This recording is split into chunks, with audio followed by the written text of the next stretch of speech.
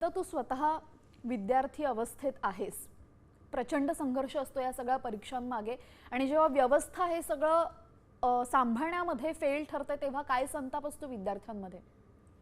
खरं तर हे जे नीट पेपर फुटीचं प्रकरण हे अत्यंत वाईट, चीड येण्यासारखं आहे.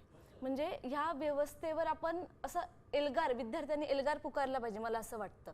पण कुठंतरी मला खोलवर जाऊन ह्या गोष्टीमध्ये असं बोलायचं आहे की नीट पेपर फुटीचे धागेदोरे हे बिहार, राजस्थानपेक्षा महाराष्ट्रामध्ये जास्त आहे.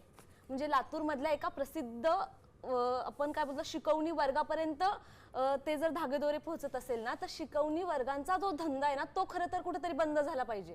म्हणजे आपण कुठेतरी बाजारामध्ये जातो, पैसे घ्या आणि भाजी विकत घ्या असं होतं ना, की आता पैसे घ्या आणि आम्हाला भाजी विकत द्या. तसंच तुम्ही पैसे घ्या आणि करिअर विकत घ्या. हा जो काही धंदा चालू आहे ना आत्ताच्या आपल्या या शिक्षण व्यवस्थेमध्ये, तो कुठेतरी त्या शिकवणी वर्गांचा बंद केला पाहिजे मला असं वाटतं.